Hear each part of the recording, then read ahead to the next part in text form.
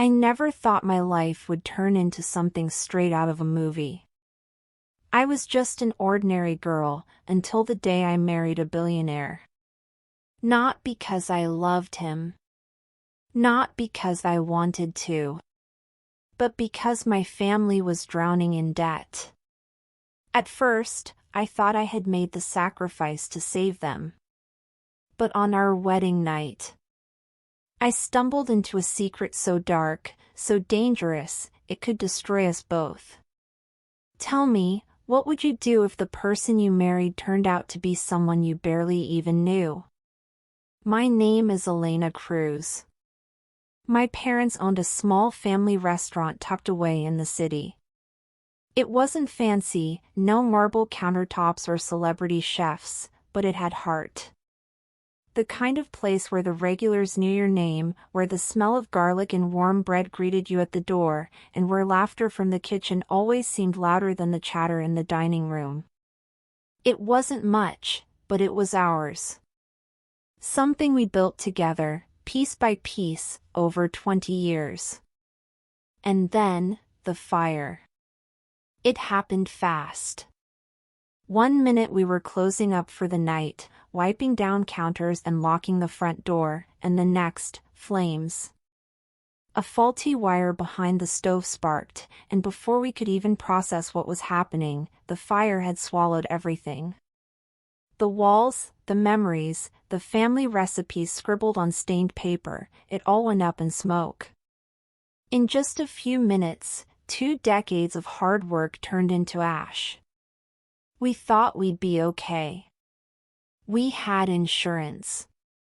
Or, we thought we did. Turns out, the policy had a loophole. Some small clause buried in the fine print that left us with nothing. And the bills? They didn't stop. If anything, they multiplied. We tried everything. We mortgaged the house, borrowed money from family, begged banks for loans we knew we couldn't repay. My dad even tried picking up odd jobs just to keep the lights on. But nothing worked. We were drowning, and fast. Then, one evening, out of nowhere, he walked in. Adrian Blackwood. Yes, that Adrian Blackwood. You've probably seen his face before, on the cover of some business magazine or plastered across a Forbes article. Cold. Sharp. Untouchable. The kind of man who always wears black, never smiles, and makes people nervous just by existing. The kind of man people whisper about at cocktail parties but never dare approach. And yet, there he was, standing in the doorway of our half-burned restaurant, like he owned the air around him. Dressed in a perfectly tailored black suit, not a single wrinkle in sight, shoes that probably cost more than our monthly rent. His presence filled the room before he even said a word. And when he did speak, his voice was calm, too calm, but there was something behind it. Something cold. Something dangerous. I hear your family's in trouble, he said. I froze. My stomach twisted. How did he even know?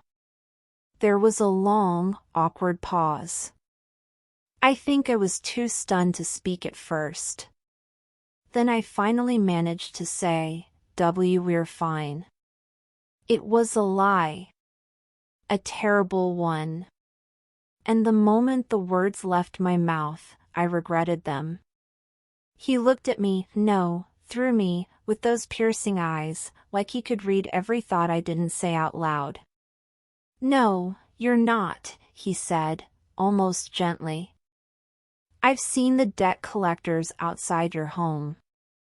I know the bank is preparing to foreclose. My heart dropped. He knew. Somehow, this stranger knew everything. Why do you care? I whispered, trying to keep my voice steady. And then he said it, 8 words that would change my entire life. Because I can fix it all, under one condition. There was a beat of silence. My mind was spinning. One condition? What condition? I asked, despite every instinct telling me not to. That's when he smiled. Just a little. The kind of smile that doesn't reach the eyes. The kind that feels more like a warning than a comfort. And then he said it, as calmly as if he were ordering coffee. Marry me. I honestly thought he was joking. I mean, who proposes to a stranger like that? It felt like some kind of twisted joke, right? But when I looked at Adrian, I could tell he wasn't laughing. He was serious. Dead serious. This guy, Adrian Blackwood, was offering me a way out. All the debt, all the mess my family had gotten into, it could all vanish in an instant. He would pay off everything, rebuild the restaurant, fix what was broken, all in exchange for one thing, me. My parents, they were desperate. I could see it in their eyes, the fear and hope tangled up together. My mom, tearful, begged me. Elena, this is our only way out. He's rich. He'll take care of you. Please, you have to do this. I didn't want to. I didn't want to say yes, didn't want to be part of whatever deal this was. But I saw the weight in their eyes. The desperation. If I didn't do it, what else was there? So, even though every part of me wanted to run, I just whispered, yes. It felt like I was agreeing to something I didn't even understand. But it was the only choice I had. And before I knew it, the wedding was happening. It felt like it came out of nowhere. One minute I was still in shock, and the next, I was standing at the altar in a sea of luxury I couldn't even wrap my head around. Diamonds sparkled in every direction, chandeliers glowing like something out of a dream. Champagne was flowing like there was no tomorrow. But when I looked at Adrian, standing beside me in that expensive suit, I didn't see a man who was in love. I saw a man who had carefully calculated every move. And when he slipped the ring onto my finger, his grip on my hand was too tight, like a warning. Like he was marking me as his. From that second, I became Mrs. Elena Blackwood. It was supposed to be this beautiful thing, right? But the only thing I felt was the weight of the name. I wasn't his partner. I wasn't a team player in this marriage. I was his possession. Our marriage, well, it wasn't exactly what I thought it would be. If I'm being honest, it was cold. I don't mean like the occasional awkward silence. I mean, ice cold. We lived in a mansion that felt more like a showpiece than a home. Every room was meticulously designed, every corner polished and perfect. But it had no warmth. No life. It was like walking through a museum, only I was trapped inside it. Adrian gave me everything a person could want: designer clothes, luxury cars, endless wealth. I had access to the finest things money could buy. But none of it mattered, because he gave me everything, except himself. He slept in a different room, and I'd wake up in the middle of the night, staring at the empty space beside me. He came home late, sometimes not at all. I'd be lying if I said I didn't start wondering where he was. But when I asked, the answer was always the same. Business. It was always business. I tried not to push it. I told myself I didn't have a right to ask, that this was the deal I'd signed up for. I'd agreed to this life, to the arrangement. But still, I couldn't help it. The curiosity started gnawing at me. The fear. It was like a little voice in the back of my mind that I couldn't silence, no matter how much I tried. There were things I couldn't ignore anymore. The way his phone calls were always in languages I didn't understand, low and hushed, like he was trying not to let me hear. The briefcases, those damn briefcases, being exchanged behind closed doors.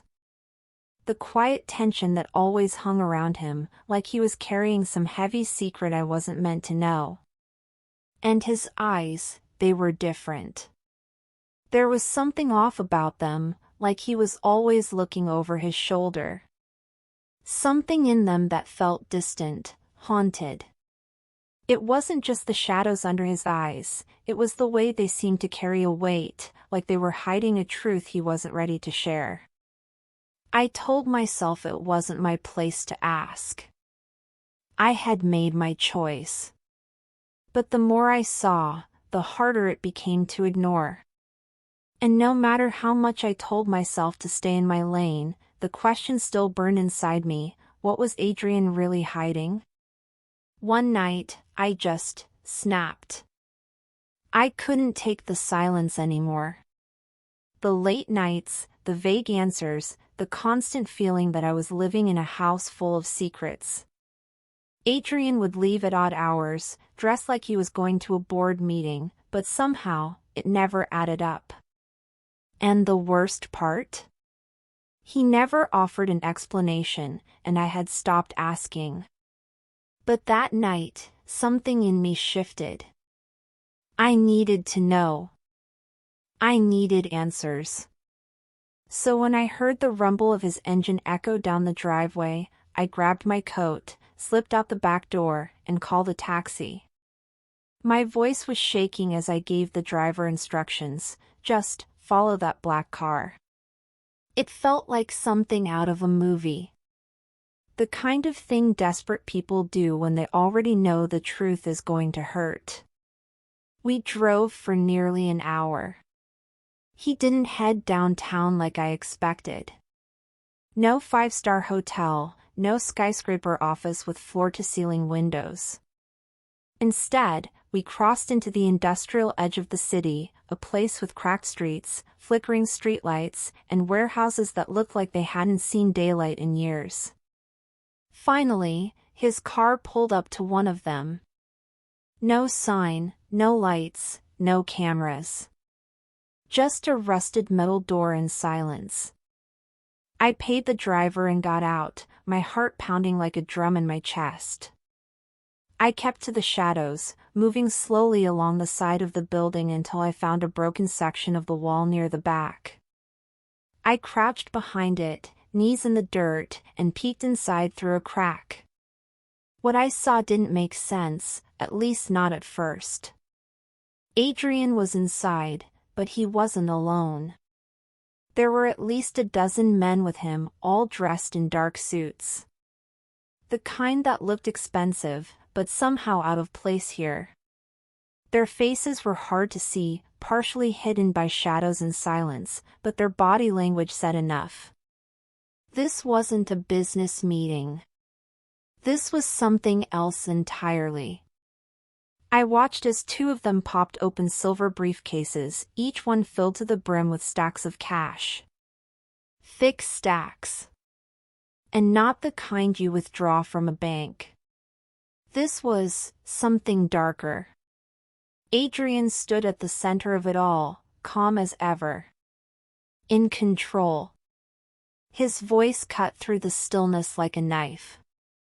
The shipments must arrive by midnight. No mistakes this time. Shipments? Cash? A warehouse in the middle of the night? My breath caught in my throat. I didn't know what kind of business this was, but I knew it wasn't legal. Or safe. I backed away slowly, trying not to make a sound. My hands were shaking. My thoughts were racing. This wasn't just about secrets anymore. This was something dangerous. Something criminal. And then it hit me, like a punch to the stomach. Who the hell had I married? The next morning, I couldn't keep it in anymore. I hadn't slept. Not really. I tossed and turned all night, my mind playing the same images on repeat. Adrian standing in that warehouse, surrounded by men in suits, counting cash like it was nothing, talking about shipments like he ran a black market. What I saw, it wasn't something I could unsee. And pretending everything was normal? That just wasn't an option anymore. So when I walked into the kitchen and saw him sitting there, perfectly calm, sipping his coffee like he didn't have blood on his hands, or secrets that could burn down the world, I snapped. "Where were you last night?" I asked, skipping the usual small talk. No good morning. No smile. Just raw, blunt honesty. He didn't look up right away. Just kept stirring his coffee slowly, like he was buying time. Then his jaw tightened, just slightly. His eyes flicked up to meet mine. "I told you," he said. "Business." My heart pounded. I swallowed hard, forcing the words out before I could lose my nerve. "No, Adrian. Don't lie to me. I saw you. At the warehouse." That got his attention. The air shifted. Heavy. Still. He didn't deny it. Didn't ask what I was talking about. He just paused. Slowly set down his cup, so gently it didn't even clink against the saucer. Then he looked at me, really looked at me, with eyes colder than I'd ever seen. His voice was low. Dangerous. Like a warning wrapped in velvet. "You shouldn't have followed me." The hair on my arms stood on end. My voice trembled, but I forced myself to stand my ground. "What are you hiding, Adrian? What are you involved in?" He leaned back in his chair, loosened his tie with a sigh, like he was finally tired of pretending. Like the mask he'd been wearing since the day we met had finally slipped.